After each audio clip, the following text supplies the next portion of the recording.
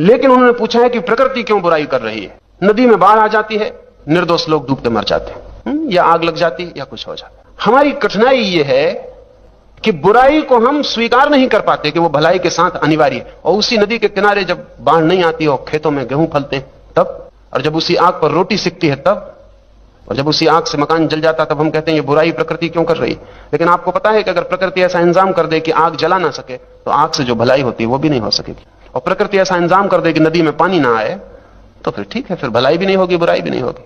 हमारी कठिनाई यह है कि हम अपने को जगत के केंद्र में रख के सोचते हैं कि हमारे हित में जो हो रहा है वो भलाई और हमारे अहित में जो हो रहा है बुराई।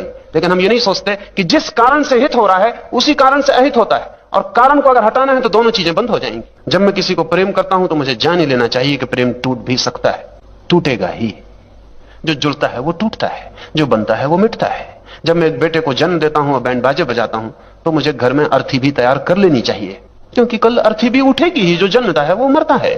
लेकिन जिसने बैंड बाजे खूब बजाए और अर्थी को बिल्कुल भूल गया, वो छाती पीट के कल रोएगा कि बड़ी बुराई हो रही जगत में। आदमी मरता क्यों है, वो कभी नहीं पूछता कि आदमी जन्मता क्यों।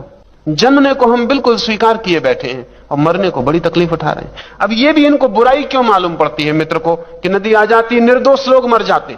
इनका मतलब यह कि दोषी मरे तो चलेगा। दोषी कौन है? जिसने आपकी पार्टी को वोट नहीं दिया।